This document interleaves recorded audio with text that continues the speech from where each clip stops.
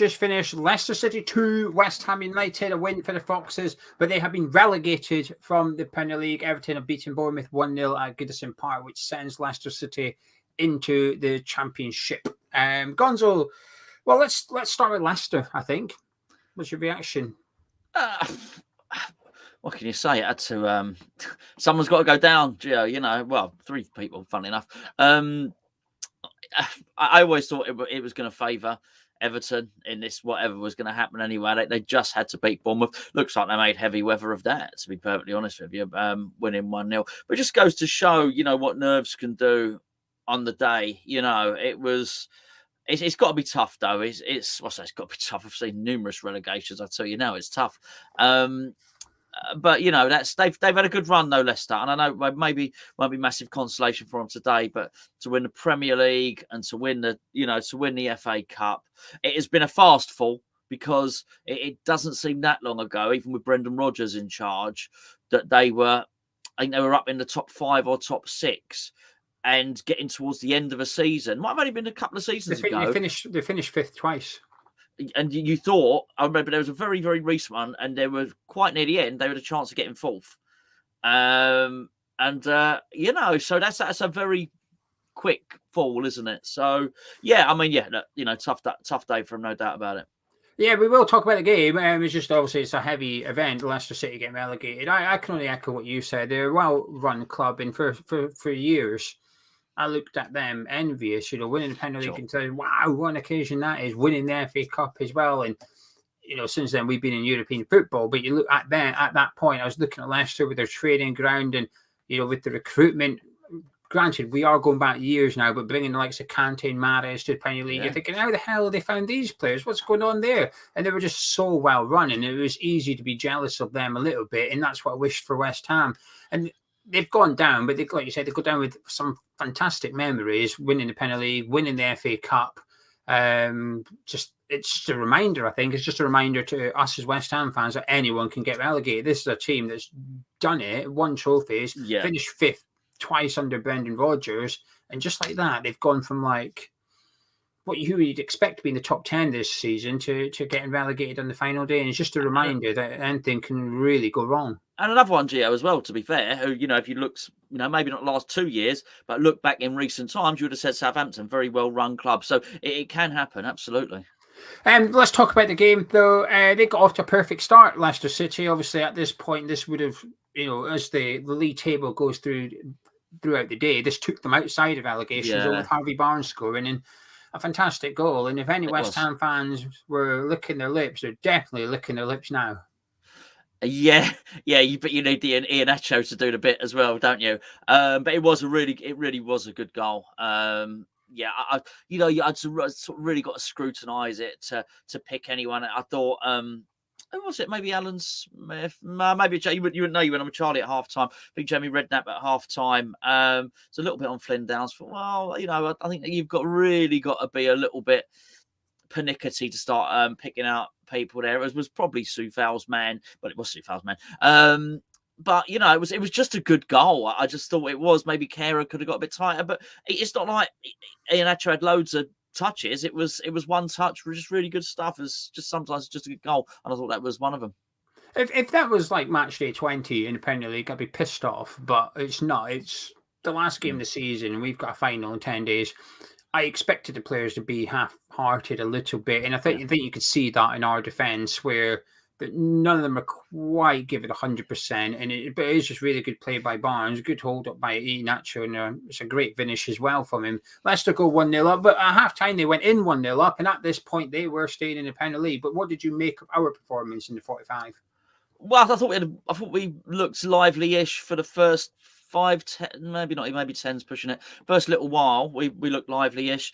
I thought there were only really 3 people giving it work rate, and it was quite telling who those 3 people were. And that was Fornals, it was Downs, and it was Soufal.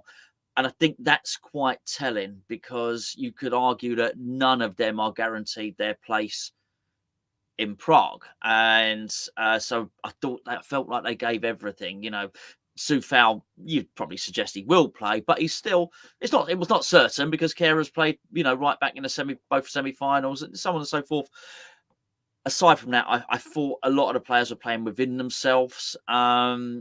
Very much so, but very much in third gear. A lot of them, well, and I totally understand that, by the way, I really do. With the exception possibly of Paqueta for the first 5-10 minutes, he looked sharp. He looked like he was buzzing around. He wanted to play some incisive passing. There was some trick. We had little 10 minutes of Paqueta there.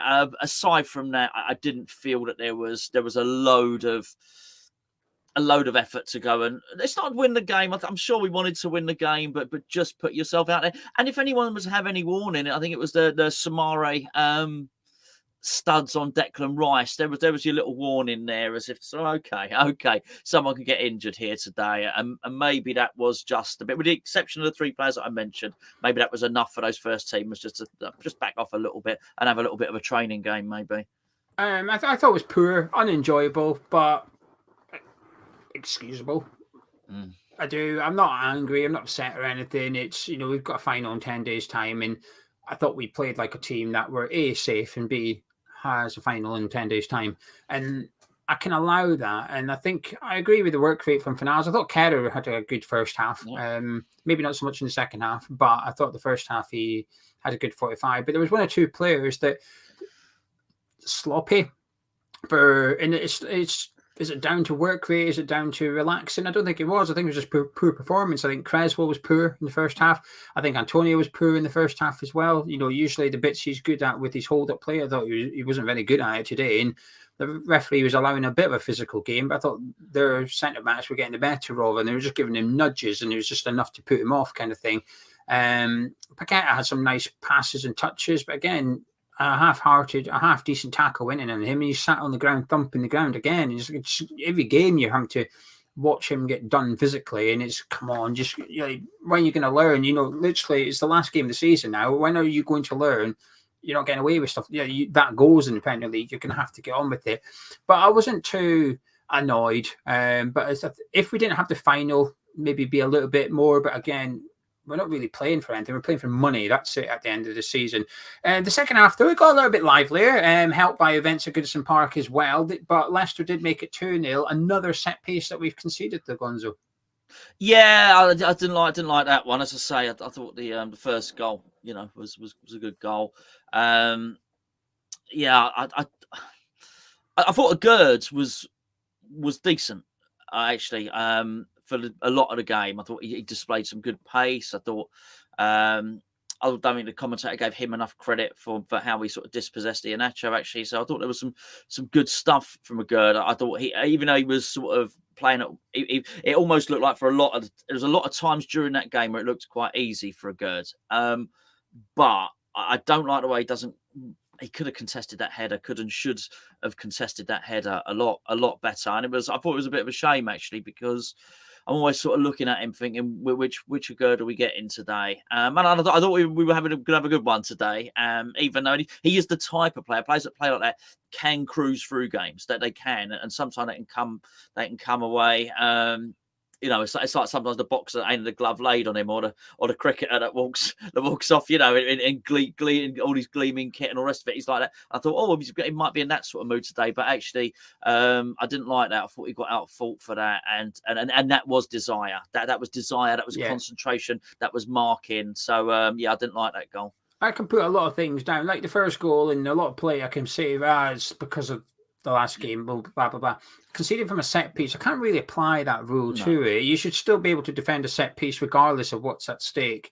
It's a silly free kick to give away from Kerr as well, which was frustrating. It was unnecessary. He didn't need to give that away, but he did. Ball in, the Gerd should be doing better. Fabianski's indecisive, takes a step forward, and as soon as he does that, he can no longer save the ball because he's now his body's positioning is out the game. Fabianski takes himself. The worst thing is he's never been challenged by an attacker or anything. Nobody's on his toes. He just takes a step and changes his mind. But doing that meant that he couldn't even dive and try and save it. 2-0 down, fast header. I've seen a couple of people say Fiorentina are really strong at set pieces. I don't know if that's true, but if so, they're going to be rubbing their hands at that. But we've conceded a few set piece goals recently, and that's a little bit worrying going into the final. So we need to cut that out. But that wasn't a good demonstration. We started ringing the changes though, and one of the changes was Said Benrahma going off, which meant Fornals going over, Danny Ings coming onto the pitch, and they did link up for the goal. However, prior to that, listen, as much as I love him, Danny Ings has had an absolute shocker with that chance. Yeah. I mean, he tried for the shot, Bowen. It came back to him, and then I thought he picked him out really nicely. There was a lot of goal to open for because, of course, the keeper was still next to Bowen because he just made the save. So that's his gig, isn't it? That's his game. It's like, what does Andy Carroll do? Well, he wins headers in the air. What does Danny Ings do? Well, he taps he gets in the goal scoring position, taps the ball in the back of the net, and that's his thing. And he fired it over.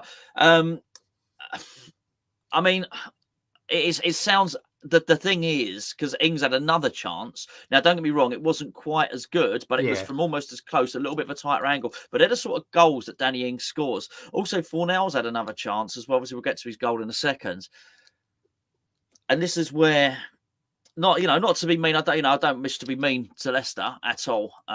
Here, I would hope if you're a Leicester fan, and none of them watching YouTube at the moment. It's probably the last thing they want to do. But we were awful today, and that was a half-assed performance from West Ham with 3 players who wanted it. Only 3. I really felt only 3 of our players wanted that today, and we were protecting ourselves and playing in third gear and all the stuff we've already discussed. Yet, we could have beaten. We could have beaten them. We were awful, and that's Leicester, who were fighting for their lives, nearly got beaten by us at our worst, and that shows what a bad team they've become. I'm sorry to say for them. But Danny Ings, I guess a little bit of redemption. I think it's one of those ones where there's so much to do for the goal. It's hard to call it an assist, isn't it? But technically, he gets an assist. Yeah, the first one he should be putting away. There's no excuse for the first one. It's a fantastic ball by Paqueta to find Bowen. Bowen does well, brings it down well, has a shot, decent enough save, comes back to him, lays up Ings perfectly. There's no excuse for Danny Ings. The second one's a bit more difficult, but I think you'll focus on the second one because the first one, had the first chance not happen, you would have went, oh, that's a difficult chance. So, but because he's missed the first one as well, so that's 2 now you've had. But then, like you say, he does go and get an assist. But this is where I have a problem. I can't remember. I don't want to call him out. When I did my Harvey Barnes video in the week, and I said I think Benrahma's replaceable, and he wasn't like being mean or that. There was a thing that went up in the week. The other 14, Benrahma's created the most chances per 90, and someone said, "Oh, it looks like he's not that replaceable." Now I'm not going to get into an argument, but what Danny Ings has just done will count as a chance created, and that is not a chance. Giving it to Fornals on the left wing is not a chance. And in Benrahma's case, just passing to Rice to hit it from 30 yards counts as a chance created. That is not creating a chance. That is passing the ball. It's a solo goal. It's a solo goal. Yeah. Ings will get the assist, but like you said, it's all about Pablo Fornals. And I'll tell you what, he's making a claim for starting in Prague. It might be a little bit too little too late. We'll discuss it nearer the time, Gonzo. But I'll tell you what, his performance today, on the right-hand side, I don't think he was very good. But listen, I think that's on Moyes for playing him on the right. But when he moved over to the left-hand side, he got his pecker up and got his goal. He did. Yeah, I mean, first half on that right, he kept on hit from open play. He kept on hitting his man from the crossing position. Kept on hitting the first man. Always looks better when he was drifting, into the middle. But but he struggles. It's not. He does struggle there out wide for obvious reasons. But I did think that was a really good goal. Really neat. I don't know if he gave the keeper the eyes, but we were all expecting the shot to the far post, the one where Benrahma hit the post earlier on with that shot, sort of curled it low and, down to the near post, I thought was really good. And, as you say, probably a little bit too late, but undoubtedly first substitute, and I think, in the final, and I think that is almost guaranteed. There's no such thing as a guarantee in football unless you're starting the match. But I think he's pretty much guaranteed time on that pitch in that final, which is, from where he was. Oh, he looked like a broken man. He looked like a broken man a few weeks ago. I would not be surprised if Fornals starts in Prague. It would not surprise me. It depends on how Moyes wants to approach the game and whatever. But Fiorentina are strong down that right-hand side, so it would not surprise me if.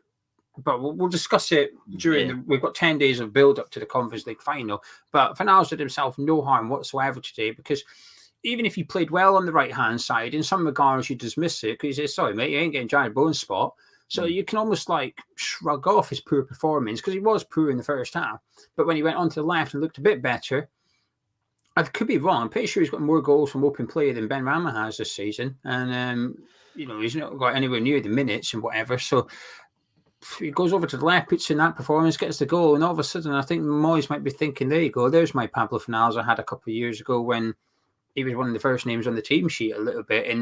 And he did more to stake a claim for the final than Soufal did, I think. And I think it's an advert for hard work, actually, Geo. A bit of a microcosm, actually, for the season in this game, because I saw he was crap at the start of the game. He kept at it. And as I say, him, Soufal and Downs, I felt were the only people who went bang, just carried on.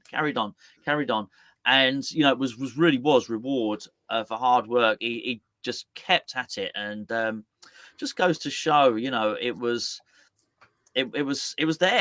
There was the chance was going to show itself. And it's going to be an interesting one. It'll be an interesting one in the build-up. He's come into form at the right time. There's no doubt about it. Anyway, we finished 2-1. Like you said, we played pretty crap today, but somehow it feels unlucky enough to have got a point out of that.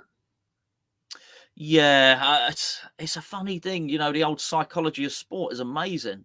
It's amazing, not just football, any sport, just what nerves can do to you. And looking at, we weren't asked. We were in self-preservation mode, protection mode.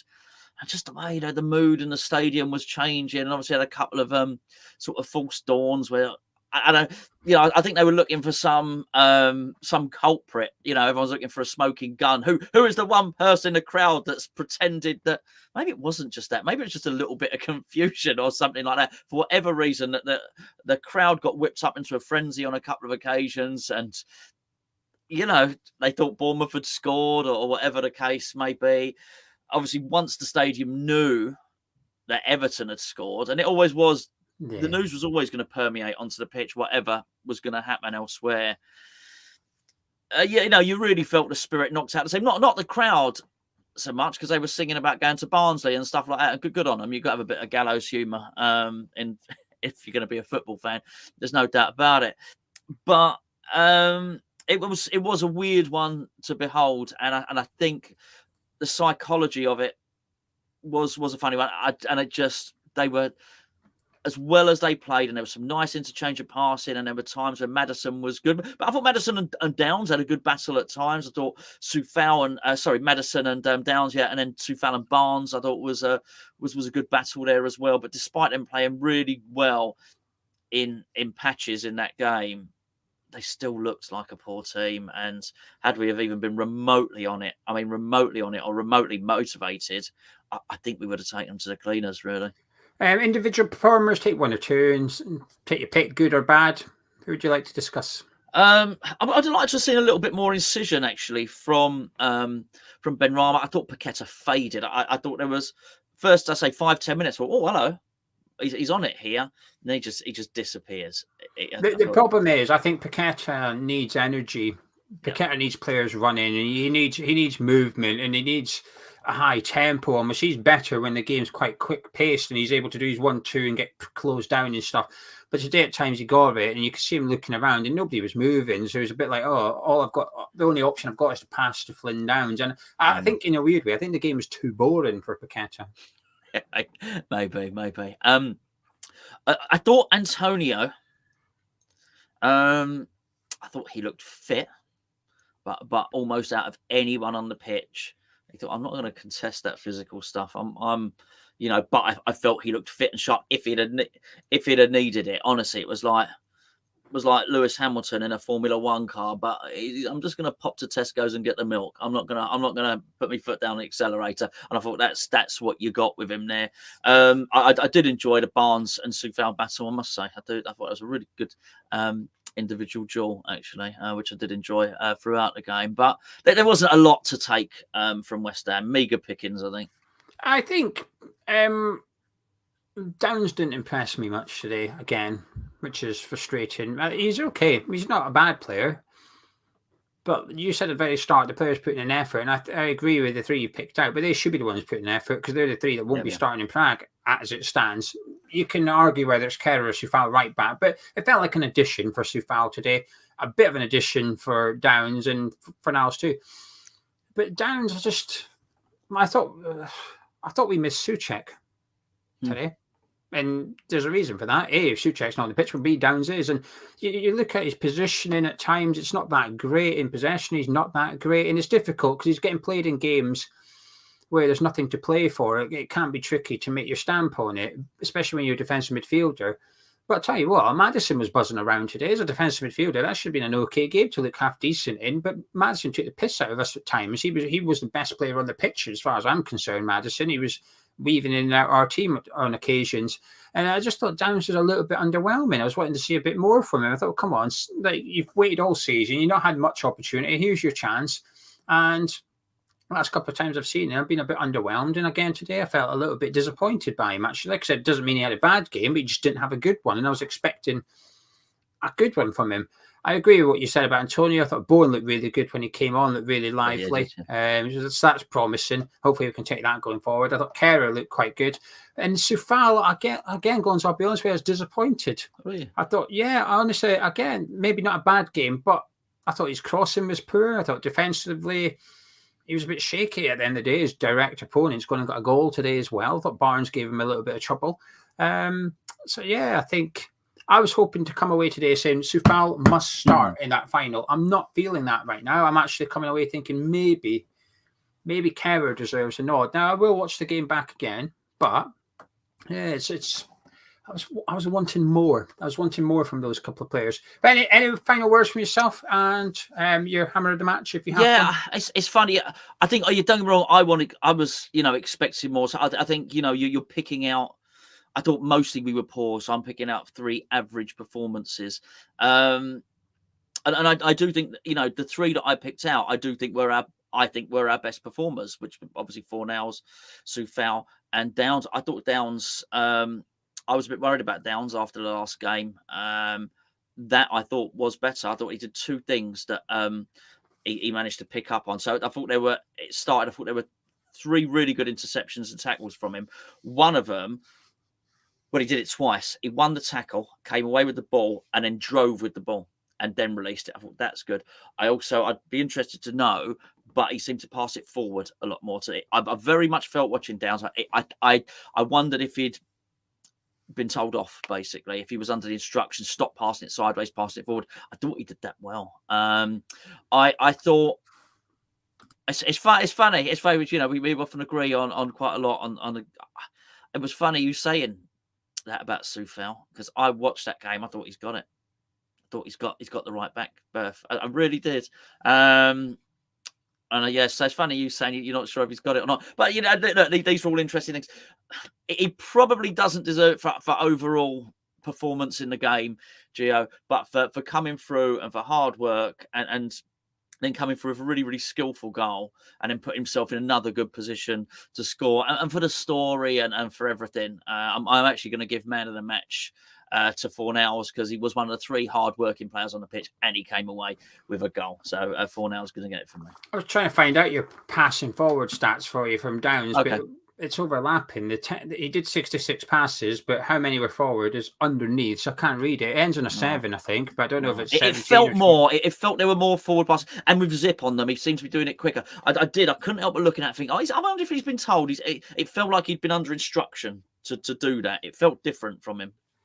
I mean, I'm manually counting them now with the dots on the screen. It looks about 30 to 40 of his passes were forward out of his 66. So it looks like 2/3 of his passes went in a forwards movement. So you're right in that regard. I don't have a man of match, Gonzo. Normally I do. Honestly, Kerr if pushed, but then he did a push and it led to Leicester's second goal. There's not anyone I really feel came away from that game that was that good. Gerd's technically at fault for their second goal. Creswell, I thought his passing was poor. Rice was faultless, but didn't impose himself on the game, understandably, by the way. I'm not criticising him for that. But it's just, I thought it was quite flat from us. It felt like a team who had nothing to play for that's got a final in 10 days. And I'm okay with that. I'm okay with it. But, in a weird way, I feel like we deserved a point at the end of it because Benrahma hit the postings, missed a sitter. Bowen tested the keeper on a couple of occasions. Evans almost scored an own goal for us as well. But yeah, I mean, I agree with Kevin. I think Emerson did look decent when he came on, but I can't give him man of match. No, he attacked more, didn't he? Got forward more, definitely. Than yeah. Anyway, we'll leave there. If you've enjoyed this review, please do drop a like on it. Subscribe to Hammer's Chat. Myself and Gonzo. We'll catch you in a bit.